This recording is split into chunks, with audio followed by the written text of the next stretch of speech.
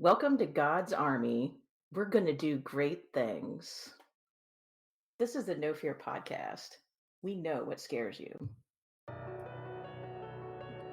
I'm Matt. I'm Mel. And I'm Lisa. And this is the No Fear Cast, the podcast where we dissect horror and all the things that scare us. This is episode 12 of season 8, and we are continuing a series on Midnight Mass. So join us as we collectively work through some religious trauma. All right. Well, I am going to kind of kick off this episode. First of all, very glad to be back. Sorry that I had to miss out on recording the last one. You may hear it in my voice a little bit. I'm still recovering from bronchitis, but I was definitely coughing way too much to be of any use in a recording a couple of weeks ago. But very happy to be back and talking about the next two episodes of Midnight Mass. We are covering in this episode of ours, we'll be covering episodes 5 and 6. That's book 5, Gospel, and book 6, Acts of the Apostles. So we will have one more episode of Midnight Mass that we'll be covering on our last episode of the series coming up on our next episode. So we'll have one whole episode devoted to just that last episode of the series because I'm sure we'll have a lot to talk about. But before we get too far into things from the future, just talking about episodes 5 and 6, these are probably, I mean, it's so hard to talk about this series and say, what's my favorite episode. But I will say, also, just as a side note that, again, as we always say, spoilers will abound. We're talking about the 5th and 6th episode of a continuing story. So whatever we say, if you have not watched this, we really do recommend that you watch it first, because there are a lot of twists and other things that are definitely best to watch from the makers and not hearing spoiled by us first. So, but I have to say, I wasn't here to talk about episodes 3 and 4, and the only thing that I'll really say to jump back on those is, as I was saying before we started actually recording, when we were just talking before hitting record, I, in my first watch through of this series, did not really see the end of episode 4 coming. Like, once Riley left his parents and went to errands and then kind of had that look, I saw where it was going. But before then, I really did not expect something like that to happen. He's presented to us as not just a protagonist, but kind of the central character. So much of the story has revolved around him and his reconnecting with the people on the island. He's got this outsider's view. I mean, he really was kind of a central character. And then all of a sudden, that episode ends with him being attacked and by what is most assuredly a vampire at this point. And that leads us into episode 5, which, well, I mean, there's so much for us to talk about that I don't want to say too much, but just the sermon at the beginning, Paul's sermon, Father Paul, Monsignor, if you want. At this point, I think we're past pretenses, but that was the inspiration for our opening quote: that "Welcome to God's army. We're going to do great things." I mean, that is a very big statement to come from a pulpit, and I think it really sets the tone for the next two episodes in particular. There is this growing, I mean, I don't want to call it military or anything like that, but I mean, there is kind of this militaristic drive, if you will. And I mean, as an overview, what else can I say? But I mean, I just loved them. The ending of episode 5, which I know we will get to in detail, it just absolutely stunned me, in every sense of the word. It was a stunning move as a writer for the series. It was a fantastic acting leading up to it. It was just stunning even to watch. And so I'm just gonna leave it at that because, like I said in the first episode on this whole series, that I mean, I think this is Mike Flanagan's best work. I have a very special place in my heart for Hill House because that was my first real exposure to him, and there are some amazing things that he does in that. But honestly, what he does in this series is so incredible and tightly written, and just the payoffs and everything. And this is really where you start to see things coming together. So, turning it over to Mel and Lisa now, just to kind of get your initial first impressions before we dive into the real meat of these two episodes. I guess I'll jump in here since this is still my first watch through, and listeners, I have only watched at this point up through episode 6. I'm going as we go, so I don't know kind of what's coming. Though I think I mentioned in previous episodes I had read a bit about Midnight Mass, so there's some stuff I kind of knew was coming, but I'm okay with that. I'm not totally against spoilers. Um, I had a feeling that something bad is going to happen to Riley. I didn't know that he was going to have the end that he has at the end of episode 5, which we are going to talk about. But I didn't think, based on the conversations he'd had with our good friend Paul Pruitt, as I was calling him last time, that things were going to end well for him. Though I was kind of perplexed, and he was he was kind of almost the main character. I guess he was always put in scenes with Paul and various kind of really important intersections in the narrative. But I think it runs really smoothly from 5 to 6, because Riley still plays a role, almost kind of like haunting the narrative after he's gone, and passes it on to people that I think I noted in previous episodes seem to be kind of lining up against Bev and her shenanigans. I guess before I pass it on to you, Lisa, I'll just say a couple things I thought were interesting. One, Bev is still choosing like the most violent, disturbing Bible quote she can. I thought she was really disturbing when she saw Mildred, who's like young and styling, like it's 1960s at this point, because those are the clothes that she has left, I guess. And Bev says to her, "God gave you back to us," which seems to perplex them, even though I guess Mildred would probably agree with that at this point because she doesn't understand precisely what's going on. And then Bev says she's happy that she's going to be with them for what comes next. And so it's like, ding, ding, there's something bad is going to be coming at this point. And I think the other thing that kind of stuck with me was the God's Army sermon that you mentioned, Matt, because we definitely are seeing that. I think Bev's influence on Paul Pruitt and also his inability to understand his mistake in being overwhelmed by thinking he's experienced a miracle with an angel is like, I don't know. I feel like he's shifting. I think last time I talked about how I thought there was a push and pull between him and Bev, that she was kind of pushing him to interpret certain things in a darker way, and he was just confused. But I feel like he may not be all the way with her, but he's pretty close. And the sermons, which I'm sure we'll discuss in more detail, were just extremely disturbing. That he would still be like, he sees this vampire monster and still is interpreting as an angel, and his yelling very almost like rage or like savagely at Riley when Riley doesn't have the same interpretation as him. Like you can see him cracking, and you can see that his faith isn't really working, I guess, as it should, and his logic definitely isn't working. And I thought it was really interesting that all the characters are always kind of shifting as people do, as they gain more information and interpret things differently. And I think we really see Father Paul shifting in a way that's really dark and will make him an instrument, I think, in some ways of Bev, which I'm sure we'll talk about in episode 6, which was tremendously disturbing. So, Lisa, I'm going to pass it on to you. Yeah, I hesitate to say that I love these two episodes because they are difficult to watch, as you both have noted. But they're such just spectacular forms of storytelling that I absolutely adore it. I can't remember when if I was surprised by the Riley shift. in the storytelling when I first saw it, honestly. To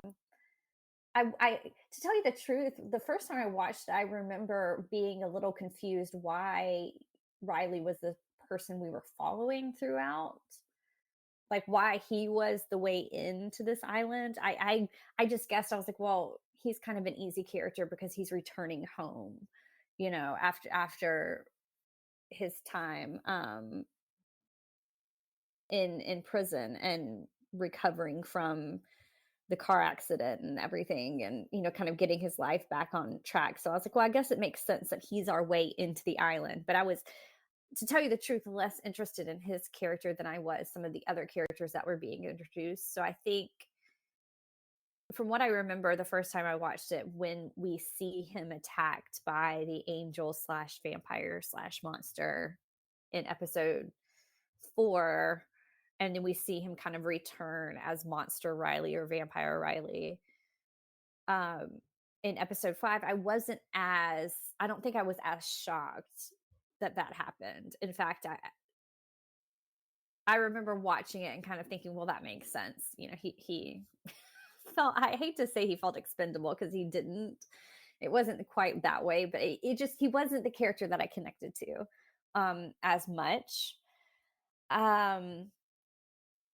But I really liked what they were doing with his relationship with the Monsignor, especially as they were supposed to be doing these like AA style meetings, and how I think in episode 5 and episode 6 too, but especially episode 5, where we see Pruitt talking to Riley, I think we get really a glimpse into who Pruitt is as a person beyond just who he is as a leader of this like congregation. And especially him using the terms, like referring to Riley as one of the first apostles, and that he's there to spread this like new gospel, and that's his role, and how God sometimes chooses those who might be deemed unworthy. And I don't know. I found that much more intriguing, I think, especially watching the second time around. Yeah, the ending of episode 5 just destroyed me. I will say, on this rewatch of it, do remember being so impressed with Raul Coley's character, and how he plays and how he portrays the sheriff of the town. I think we really we've gotten a bit about him and his son and like their family dynamic and who he is and how he fits with the island prior to this. But I think these 2 episodes in particular highlight that. And at the time, I think the only thing I had seen him in a few other things. He was in, what was that show called? It was the one about iZombie. That was it. I had seen him in iZombie. So, but prior to this, the one I was most familiar with was, of course, The Haunting of Bly Manor, and this character feels so different. I was really impressed with how that character was being explored and drawn out over these 2 episodes, and in particular his portrayal. So even on this rewatch, those were standouts to me. And it's so interesting. It's so interesting the way all this played out. But I know we're gonna really get into it. But those were kind of my first impressions on my rewatch of this. I guess I'll jump in here.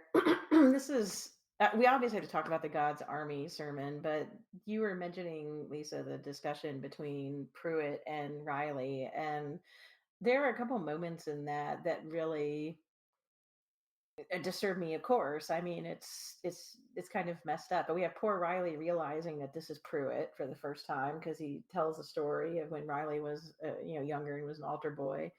But I think this is the first time we talked in the last episode about how Bev immediately interpreted this as a kind of Jesus returning from the dead. And we see that a bit when she takes a revelations turn in this episode. But Pruitt at one point basically talks to Riley as calling him the doubting Thomas, and do you need to feel the marks on my side and my hands? And I see Pruitt becoming, dangerously kind of not just talking about faith, but seeing himself in a way as Jesus. And so it's almost like we have these like competing um leaders or whatever this new movement is going to be. But when you mentioned the fact that he calls Riley an apostle, it's very much like Pruitt is setting himself up as another coming of Jesus and creating these apostles to go out and like spread the gospel, which is really disturbing when you think of the fact that they're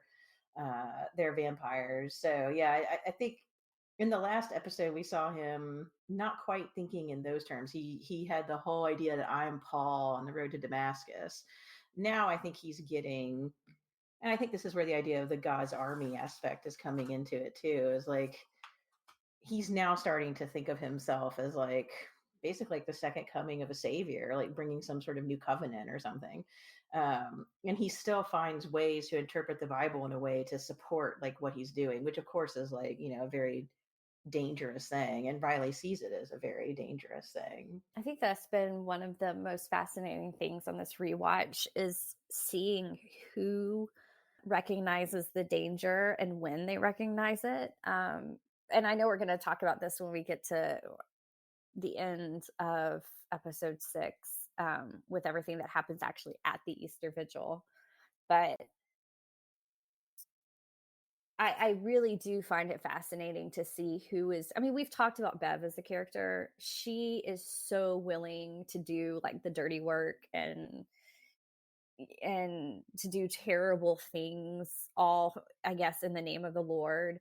Pruitt also seems kind of he's like the other side of the coin to somebody like Bev. Like, I don't see him as being so kind of gung-ho to do the real really nasty things, but he also, it really struck me in that scene where Riley and Pruitt are talking, and he starts talking about, does he feel peace, like speaking to Riley, um because of course, he brings up that Riley's killed somebody too.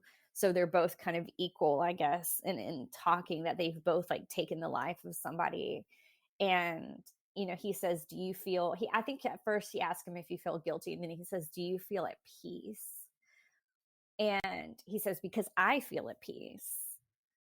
Like God took away that feeling of guilt. God took this away from me. And that was one of the most like sinister things during that speech, besides, I mean, the welcome to God's army, because we'll talk about that too. But when he was saying that, because I really thought, man, here we are watching these people build faith based on largely, I mean, Bible verses, yes, and trusted people around them, trusted friends, who are leading them down the wrong path, I guess, but also just the fact that he was building so much of this like on a feeling. And I kept wondering, I was like, well, clearly he felt afraid of the monster at one point, because he talks about how angels are scary and everybody, but everybody in the Bible was afraid of an angel. But he says, like, now he feels at peace with everything he is doing, even the terrible things, even the death. He's like I don't know, he's like come to terms with it all. And I really thought that was interesting, because I thought, that's such a dangerous place to be in, to base things on feelings and how something makes you feel. And so if something doesn't make you feel guilty, then just to assume that it's like the peace of God that's on you. I don't know, that told me a lot about Pruitt. Like, watching him have that revelation, and Riley especially, you kind of saw him like, you saw him wrestle with that, because he does admit that of course he feels guilty. And that's probably a desire of his, is not to feel that anymore, right? So I don't know, I found that whole talk so fascinating. But then I also thought, based on what we get from the and I can't remember her name right now, but the older woman who is the Mildred. Is that her name? Mildred Gunning? Yeah, it's Mildred. Mildred, yeah. Okay. When she leaves the church, basically saying, "This isn't my church. This is not the man I knew," after that whole Welcome to God's Army sermon, that also made me wonder, like, who Pruitt was before this and what has happened to him. Like, was this all this kind of change in his personality? Was this based on his going through the experience with the monster, with the vampire, or was it something that had been building, living in this faith his whole life? I don't know. I found that really interesting. And then, sorry, I'm talking a lot here, but I'm really curious to hear your thoughts too, because we have all of this building, this kind of theme building through episode 5 of the, like, do you feel at peace? And welcome to God's army, and God's gonna, like, do wonderful things through you, and you know it's God because you're gonna feel, like, peaceful about it. But in episode 6, it starts immediately with this idea of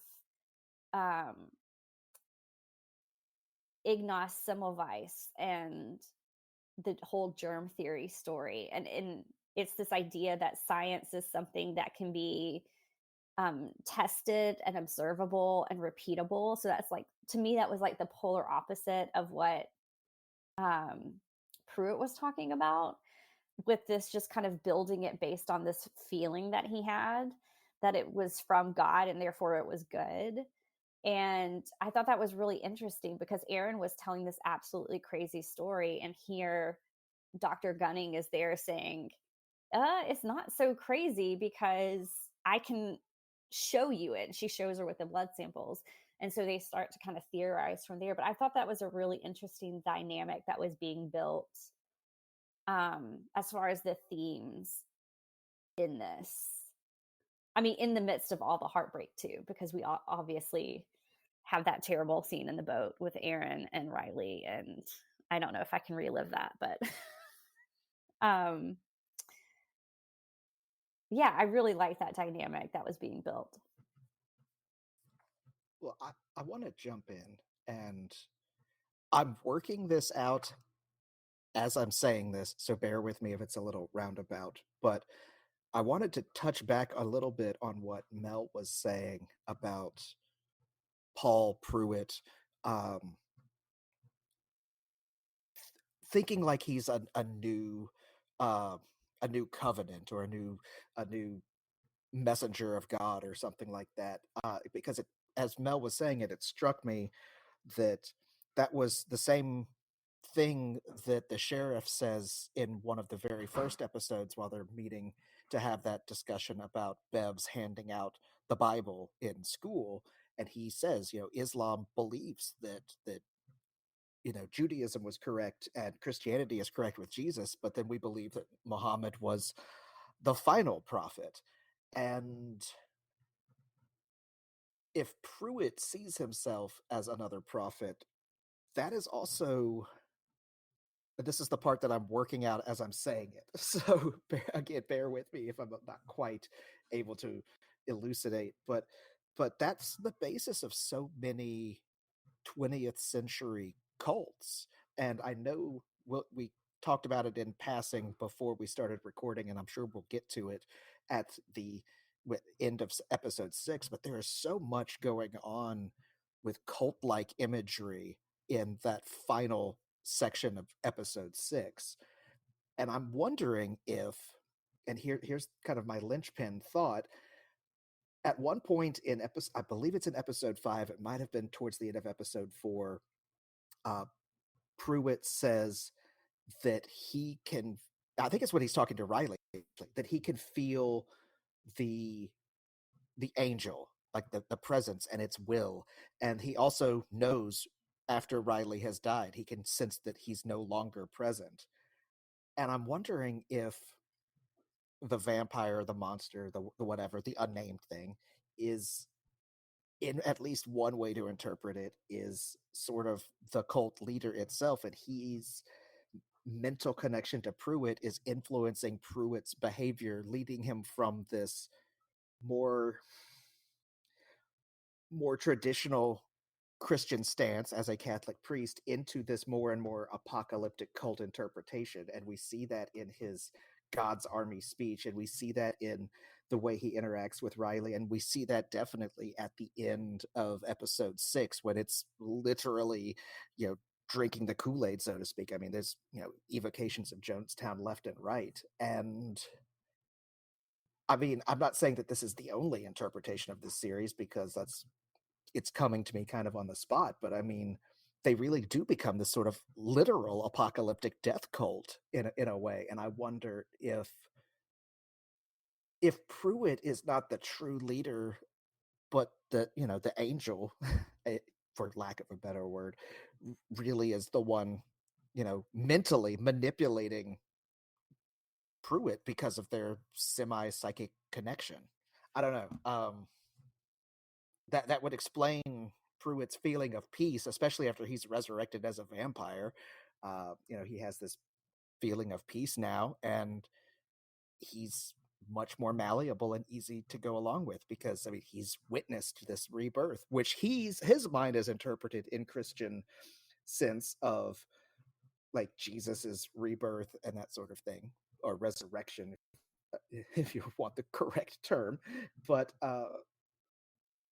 like I wonder if some of it is his mind trying to explain the things that he's seen, which is clearly a vampire to anyone with any horror knowledge, like rationalizing it and making it okay, while also being manipulated by the cult. I mean, it's something that happens with people in cults all the time, right? Like they rationalize the weird behavior until they're absorbed into it. I don't know. That's just kind of it's just come to me. So I'll stop talking now and let you all jump in. That's really interesting. I've actually been thinking about both things too. I hadn't necessarily, I don't know, I wasn't sure about the angel's connection to him, because he does say at one point he can even, I hear when the angel speaks, and I'm like, the angel has never spoken as far as we know. So I was like, is he delusional? Is he hallucinating? Like, we don't know what's going on.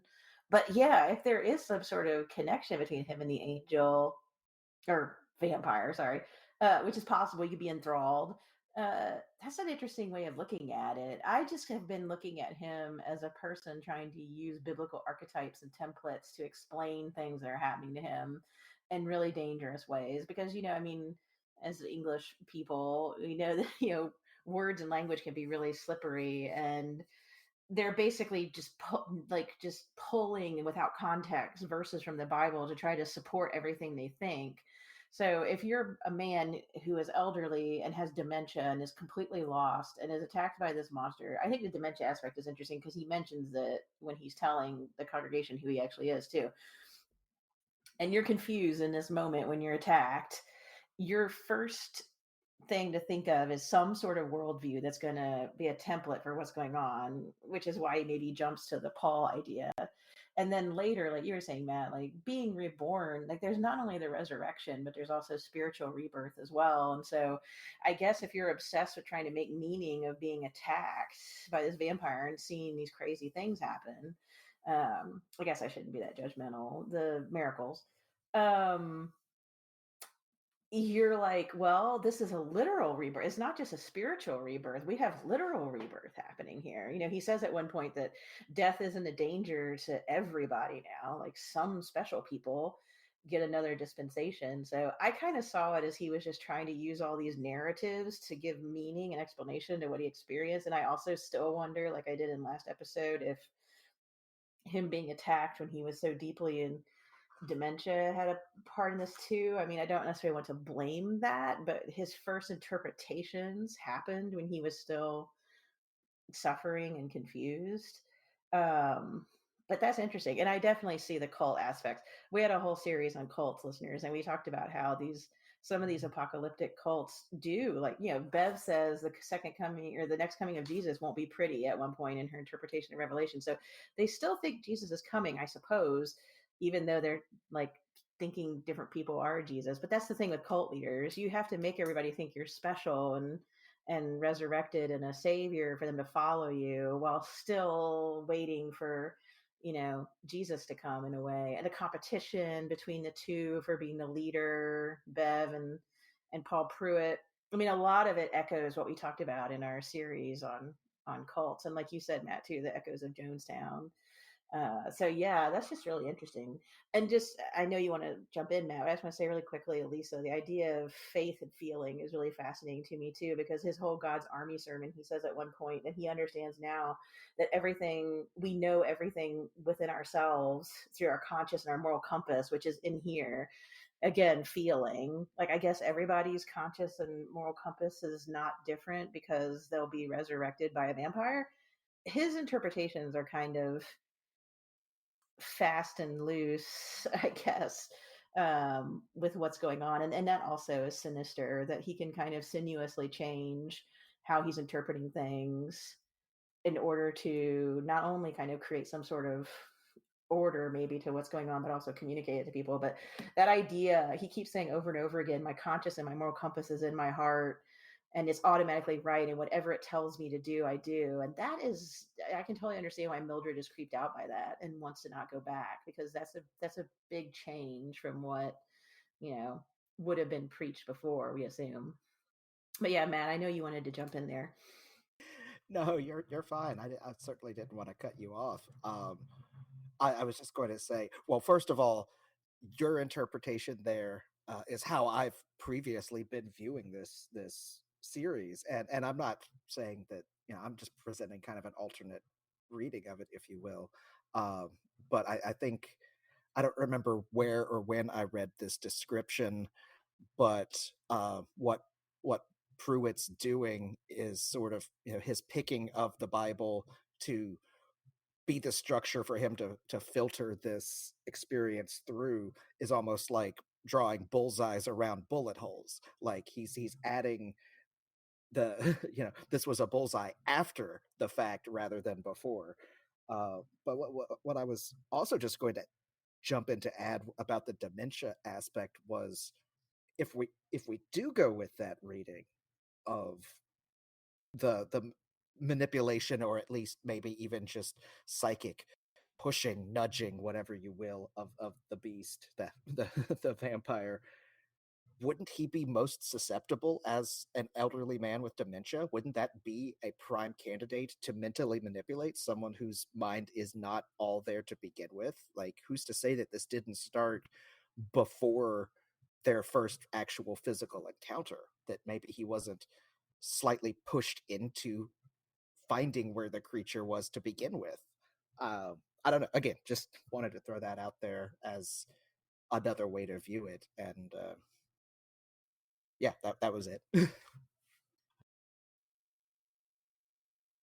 I think I think everything you both are saying is absolutely things that was running through my head as I was watching it again.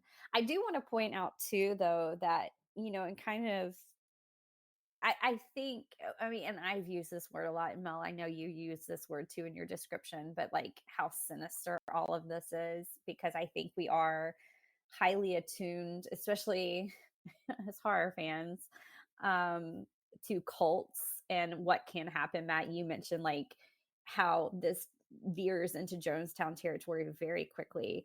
In episode 6, I kept thinking about, especially speaking of Jonestown, that Ty West movie, The Sacrament, which is basically like a Jonestown movie. It's basically what it is. But I like the rat poison kind of lined up with all the little like plastic cups and everything. But I do want to kind of point out, before we kind of get into what was happening there, when we're talking about kind of faith and faith versus science, and like feelings versus, I guess like facts, for I guess that's how I would put it up. I also just kind of want to point out too that this is something that is what is happening here, I think, is so unknowable. I mean, even we're having a hard time pinpointing what we're calling it a vampire, because it I guess it sounds like a vampire, but this also doesn't look like any vampire I've really seen. Like, it has wings, and it, you can see kind of where some of the angel theories come from.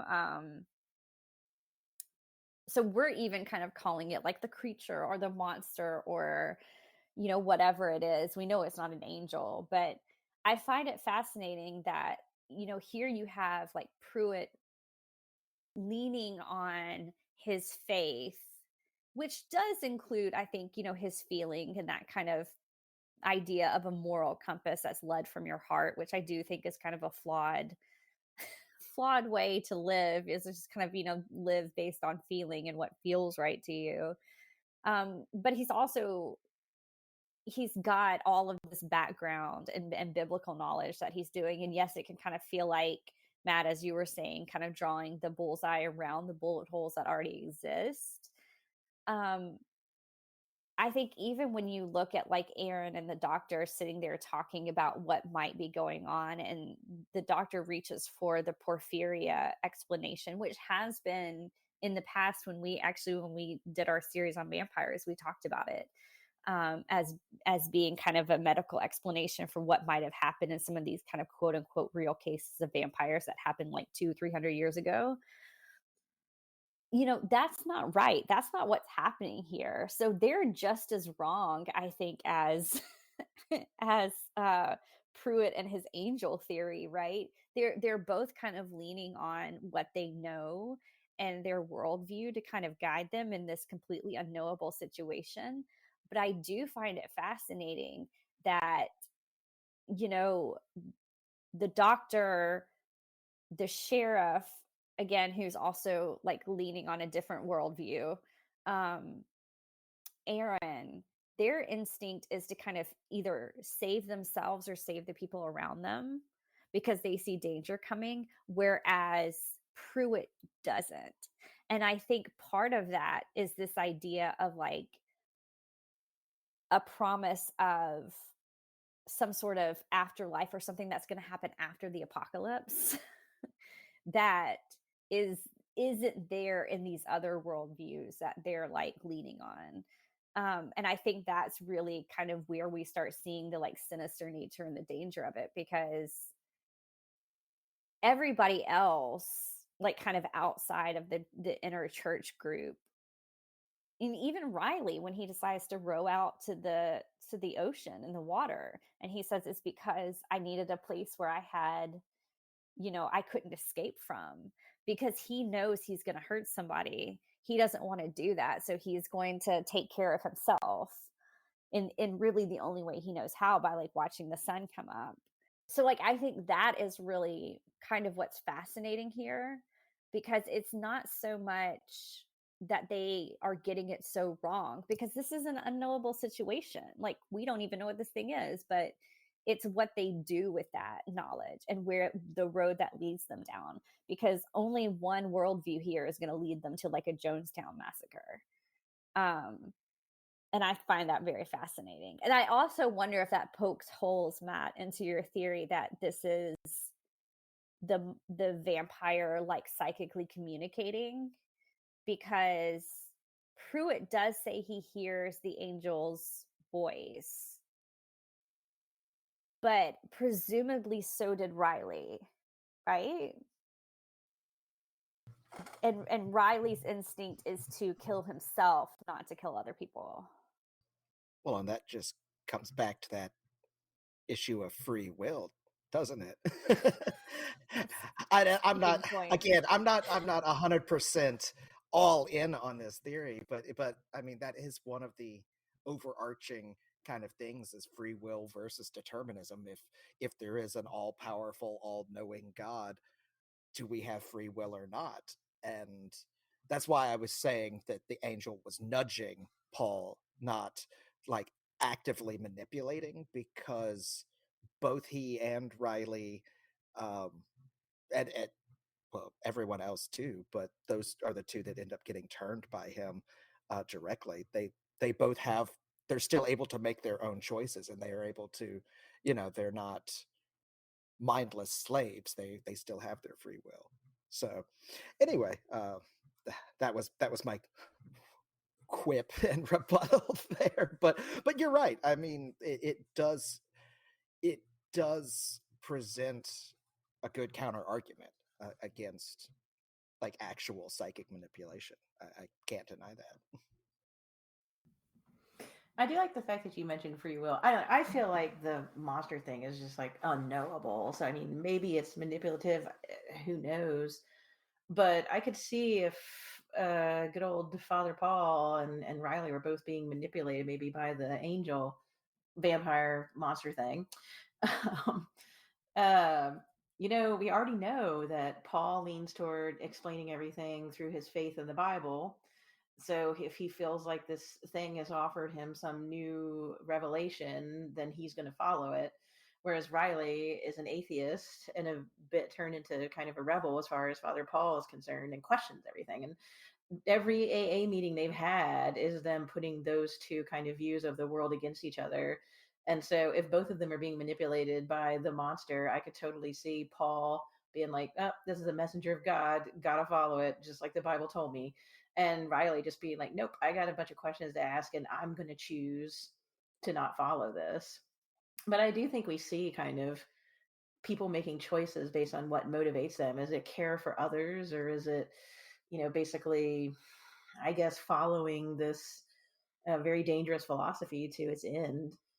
One thing I wanted to throw in, and I know we need to talk about the end of this episode and go into the next one, but I was looking at my notes and I had forgotten that when Paul first talks to Riley when he's resurrected as a vampire, he tells Riley that the main reason he became a priest was because he lost his sister to polio when they were very young, and that death terrified him and he didn't understand it. And he decided that studying religion would be the best way to understand it. And death and resurrection is what brought him to Christianity, and death and resurrection is what brought him to following this monster. And I wonder if, I mean, I don't know if we could psychoanalyze this dude, but there seems to be something in him that's seeking that only. Like, I got to understand what happens after death. And so that could be motivating him to ignore other tenets of Christianity that could be really important to him. And then there's also a protective aspect, because he says at one point that one of the first things he thought of was if he brought this back to Mildred, they could be young again together at the peak time in their lives. And so I think there's also a little bit of selfishness there. Like, he can't have his sister, but he can have this. So he's a mass of contradictions and problems and issues and weakness and everything that makes people human, I guess. But yeah, that idea of like death and resurrection being like his thing, it's like the perfect way to hook him, unfortunately. Well, this episode is is running to its end, and we've got to talk about the ending of episode 6, because I think this is where things start to reach an absolute fever pitch in the church. And I will admit, I had forgotten somehow in all of this. There was a lot that I remembered. I forgot that it was an Easter vigil, um, which just adds a whole layer to what's going on actually in the mass. But the fact that the women early on try to make an escape, and there's no boats running, that everything has been cut from the island strategically so that nobody can escape even if they want to. And then of course I've mentioned like the rat poison and seeing that, the plastic cups. I mean, this is so well done because there's no like mystery about what's going to happen as you're watching this. You know what's going to happen. Everything is like laid out in front of you, and it's just like this like then slow march to this terrible thing that you don't want to happen. But I thought putting kind of the focus of it on the sheriff and his son and letting them be for a little bit the focal point of us going into this really horrific thing that's about to happen was really brilliant, but also really heartbreaking and terrifying, because earlier we had gotten the I think it was earlier in episode 6, yeah, when the sheriff was talking about to the doctor about how he wasn't going to investigate the church. She asked him, she says, something's going on here and I need you to like look into it. And he talks about why he won't do that, because basically it's he gives her a rundown on what it means not only to be is like a brown skinned Islamic man in the United States of America, but also like what it means to be that in this particular small town, and how he won't even carry a gun because he tries to be so like unassuming and accommodating and unintimidating. He doesn't want anybody to feel like they have anything to fear from him, and he like every moment of his life, every action, every word is chosen so that people don't assume things about him. And he says, of course, they still do. And he tries, and we've already seen him in previous episodes try with his son, um, to kind of keep his son living how he wants him to live, and seeing his son being influenced by his friends in a way that he's not comfortable with. But his son basically asks him, like begs him to go to the church and says, it's really important. Yeah, I've heard there's going to be some sort of miracle. And you can see it on the sheriff's face that like he doesn't um like he's worried. He kind of cocks an eyebrow and he's worried. And even earlier in an earlier episode, he had mentioned to his son when his son wanted to go to mass, that he's like, you're going to be considered like an outsider. They're not going to let you like take part in like the sacrament and stuff like that because you're not a Christian. Which of course, when we know what the sacrament was, it that surely changes things. But here, when his son actually makes the choice, because the sheriff, again, he's one of the first ones to realize what's going on, even as people around him are starting to kind of figure it out. But that moment where he tells his son like not to drink, and his son steps away and says, I choose God, the terrible feelings I felt rewatching that scene and watching them hold him down as his son literally dies in front of him. After, by this point too, he had already tried to like they escape, but the angel thing comes. Um it was just I mean, this scene is so full of horror. It is so full of terror and suspense, but it's also got so much emotional weight with the characters that we've gotten to know. I mean, I really didn't know if I could rewatch it, honestly. I don't know how I made it through this rewatch. It's such an intense scene. Yeah, Lisa, that the whole end of episode 6 is intense. I mean, you know something is coming, and the moment, like you said, where you see the poison cups and the fear on the sheriff's face as he starts realizing what's happening, and just like you said, as he's watching his son, it's horrifying. And watching Aaron and Sarah and Mildred also realize what's going on because they were torn as to whether they should even go to mass. So I don't really think that helps them. These people, we find out at the end, are being let loose on everybody. But um, yeah, they also know that something possibly dangerous is going to come. And the whole lead up that Paul Pruitt goes through, telling them who he really is, assuring them that it's going to be horrifying, but it's okay and they have to have faith. It's also, what is it? I think Bev says at one point that that's typically the time they do baptisms, and they treat the drinking of the poison almost as a baptism, with him holding their faces and telling, walking them through it and telling them it's going to be okay. I mean, it's like, it's the whole thing is gut wrenching. And then, of course, when the logical conclusion kind of happens and the people who have turn on the people who haven't, that is also pure horror as well. Um, I thought it was interesting toward the end, and then I'll yield the floor, but we see the conflict in a way between Bev and Paul Pruitt come to the fore. Uh, Mildred shoots the Monsignor and to try to stop everything, but of course that doesn't work. The angel takes her off somewhere, the monster takes her off somewhere, and we have our people who are rebelling kind of run and try to escape. And Bev basically comforts the Monsignor that he'll come back, and then she goes and hides because she knows what's going to happen. And I thought it was interesting that she ran and hid. She didn't take the poison. I don't think she handed it out. And Aaron shoots her, and then she's resurrected as a vampire. But it's interesting she doesn't follow her own plan. I don't know what her plan was. But yeah, and then when she leaves the back, we find out that the Monsignor wanted to talk to the people who had turned and walk them through it and guide them through it. I guess so they can live with it in some way and not just like, totally like attack everybody and drink their blood. Um, and kill people who haven't had the sacrament, et cetera, et cetera. And you can see Pruitt on the ground shaking his head no, like trying to get them. Sturge is like, he told us that this wouldn't happen, we weren't supposed to let something like this happen.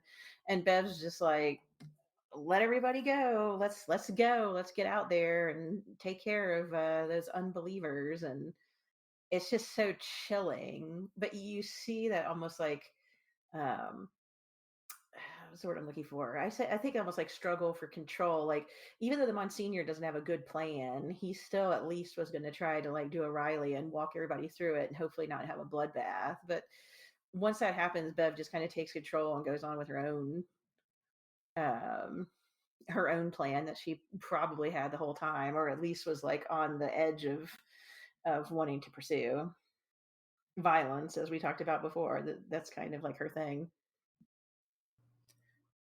Well, and that ending is almost sort of something that I know, us all being English graduate nerds, something we discussed, at length is that idea of the death of the author, where the author creates their work and puts it out in the world, but then it becomes subject to other people's interpretations. And I mean, if that isn't a great metaphor for religion, which, I mean, I'm not going to say where I stand religiously on anything, but I mean, you have to at least say that if the Bible was written in Coptic as the original language and was then translated into another language and then translated into another language and then translated into another language, the act of translation will the translator will be able to put their finger on the scale, I guess, and maybe not intentionally, but just even subconsciously, their interpretation's going to come through in the word choice and things like that.